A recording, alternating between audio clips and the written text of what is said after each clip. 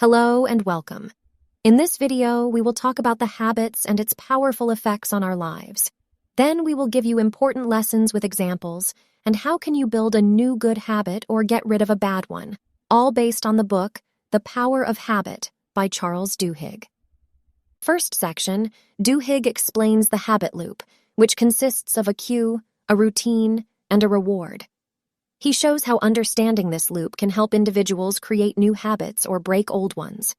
He also discusses how habits are formed in the brain and how they can be changed by identifying and modifying the cues and rewards associated with the habit. In the second section, Duhigg shows how the principles of habit formation can be applied to organizations.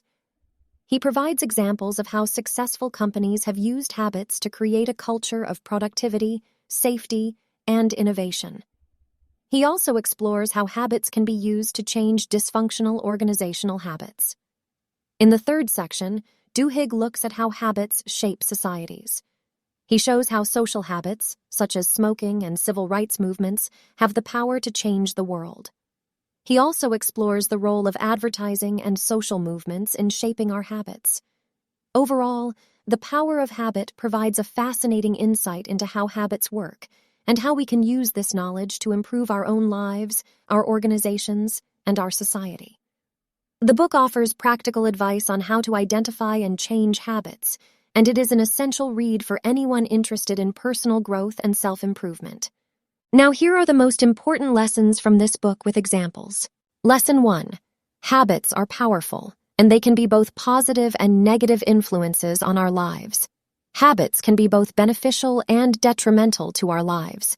They are powerful because they can shape our behavior and actions without us even realizing it. For example, if you have a habit of procrastinating, it can negatively impact your productivity and work. On the other hand, if you have a habit of exercising regularly, it can have positive effects on your physical and mental health. Lesson 2. Habits consist of a cue, a routine, and a reward. Identifying and modifying these elements can help us change our habits. According to the book, every habit has a cue, a routine, and a reward. For example, let's say you have a habit of snacking late at night. The cue could be feeling bored or stressed. The routine could be going to the kitchen and grabbing a snack, and the reward could be the feeling of comfort that comes with eating. To change this habit, you can identify the cue and replace the routine with a healthier alternative, such as going for a walk or practicing mindfulness.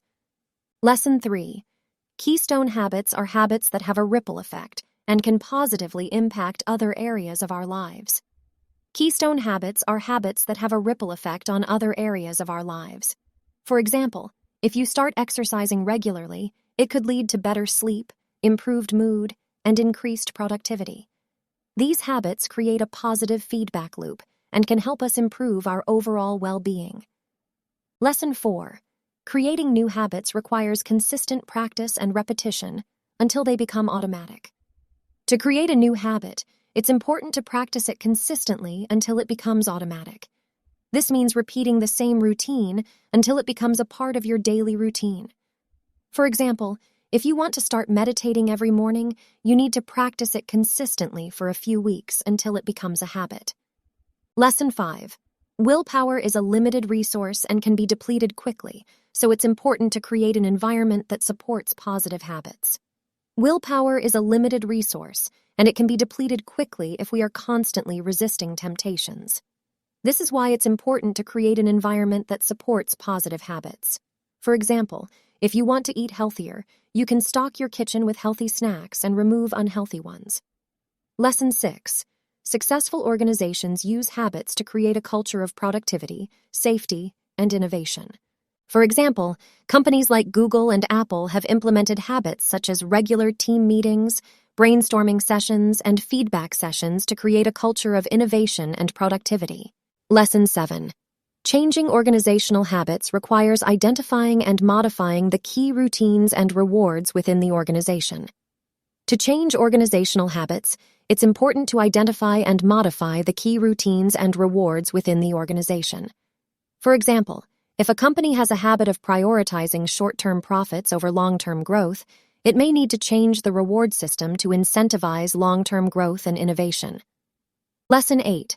Social habits, such as smoking and civil rights movements, have the power to change the world. Social habits, such as smoking and civil rights movements, have the power to change the world. For example, the anti-smoking movement has led to significant changes in public health policies and attitudes towards smoking. Similarly, civil rights movements have led to significant changes in social and political structures. And in the end, please tell us what other topics or books you would like us to make a video about. Thanks for listening and take care.